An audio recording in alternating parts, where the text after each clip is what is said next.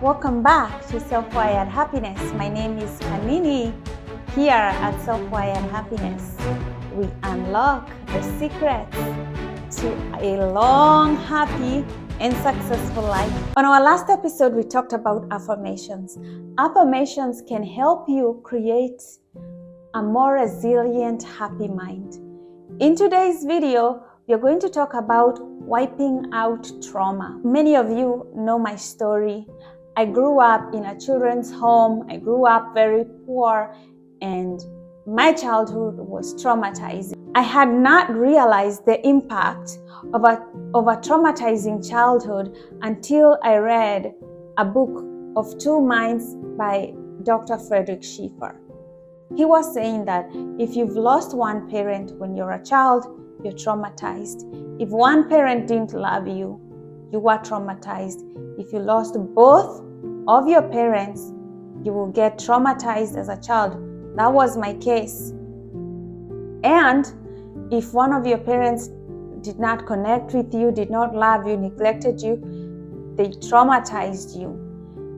The lack of emotional connection with a child traumatizes them. If you don't give your child direction, if you don't tell them, explain things to them, you are traumatizing them.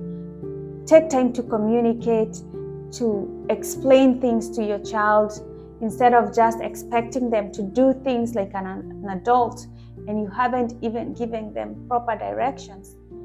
Really love your child and connect with them emotionally, because I know that traumatizing damage, the lack of it, can have in someone's life. It really can traumatize you because you don't know how to deal with emotions. One of the things that I really never learned how to deal with was the emotion of feeling guilt. I never learned how to heal this emotion. I had a situation in my life that I felt guilty about for a long time, and I'm going to share it with you. Before I share, please like, subscribe, and share. I want to inspire people to rewire into a healthier, happier mind. And the only way I can do it is for you to like, subscribe, and share my videos. One of the ways that we can rewire our mind from trauma into happiness is using a technique called Neuro Linguistic Programming, or NLP. I hired a coach to help me wipe out this trauma of guilt that I had carried with me for over 15 years. And it was weighing so heavily on me, and I had other heavy emotions like guilt, shame, and loneliness. These emotions that were weighing me down, and it reached to a point where I understood that I either deal with these emotions or they will kill me. I'm going to die, I'm going to get sick, I have to get rid of them. So I hired a coach, and this is what happened. I was in my house, and the coach is in Costa Rica, and so we are doing a Zoom call, and I tell him I want to deal with this emotion of guilt that's eating me from the insides, and I can feel it. It's just eating me up. And he tells me, what's the story? What are you feeling? And what's the story behind it? And here is when you really have to be honest with your NLP coach and tell them the story, the real story behind your guilt. And then they'll be able to help you overcome that emotion. And it happens very fast, faster than you expect. So I tell him that I felt guilt because before my brother died when he was 13 and I was 15, he had confided in me that he wasn't feeling well. And that time we were living in a children's home. And I went to the management and I told them that he really needed to go to hospital. They did not take him to hospital immediately. But eventually they did, but they didn't even get him the right help. And he passed away that year.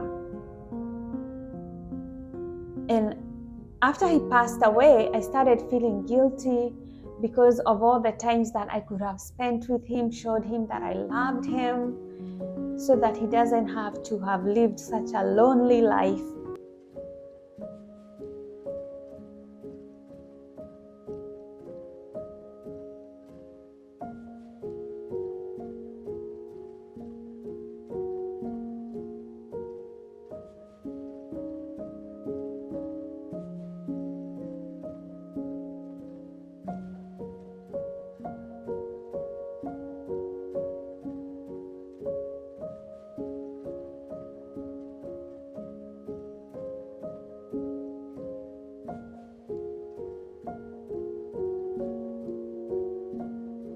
We had a very miserable life in the children's home.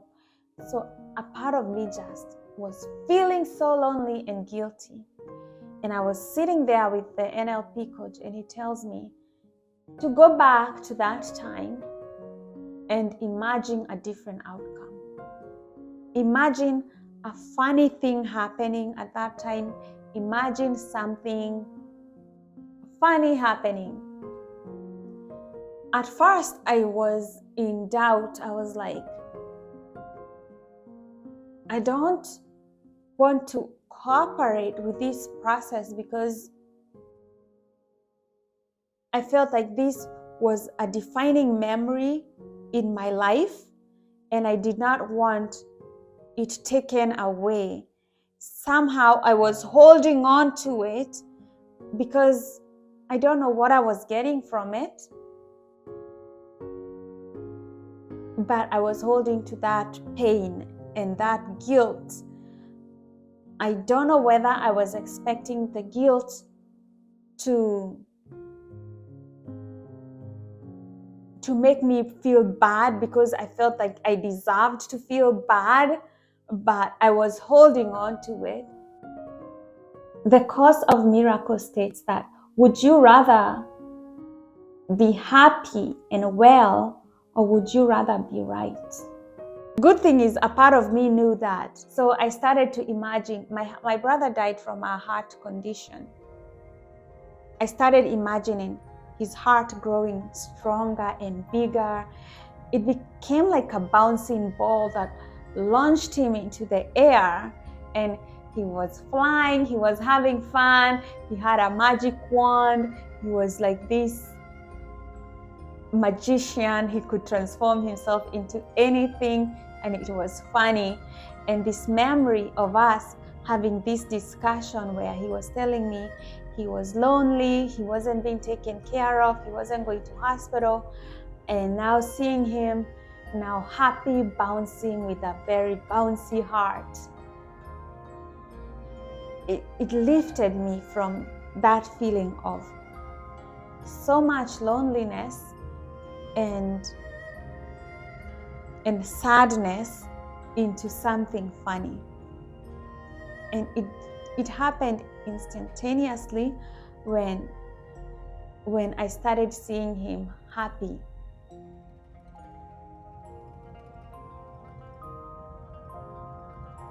And I just, the guilt being transformed into something funny, for me, brought me healing. And I realized I truly did not have to live with that emotion of guilt, and it can be wiped out of my system.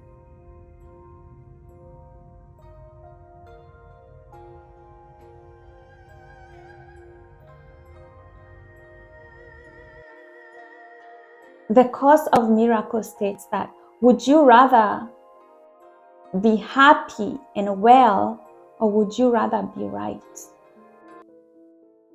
So how does this happen? How do you move such a low level, low frequency emotion like guilt or even shame and jealousy into